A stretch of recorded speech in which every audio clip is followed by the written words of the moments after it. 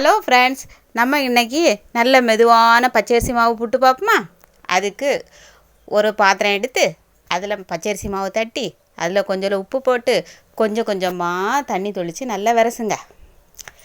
விரசிக்கிட்டு last அது மாவு பதம் எப்படின்னா, நம்ம உள்ளங்கையில் கொஞ்சம் மாவு எடுத்து இப்படி பிடிச்சி பார்க்கணும், உருண்டை போல் வருதான்னு. அப்படி இருந்தால் தான் அது பதம். அப்படி விரசிக்கிட்டு அதுக்கப்புறவு புட்டு குடத்தில் தண்ணி ஊற்றி நம்ம கேஸ் அடுப்பில் வச்சுருவோம். வச்சுக்கிட்டு குழலில் கொஞ்சம் தேங்காய், கொஞ்சம் மாவு, கொஞ்சம் தேங்காய், கொஞ்சம் மாவு இப்படி போட்டு ஃபுல்லாக நுரைச்சாச்சு. குழலை மூடி அதை புட்டு குடத்துக்கு மேலே அப்படியே வச்சுருங்க. வச்சுக்கிட்டு அதுக்கு மேலே புட்டு வெந்தோடனே அப்படியே 2 பக்கமாக ஆவி வரும். அந்த புகை வந்தோடனே அது புட்டு வெந்துட்டுன்னு அர்த்தம்.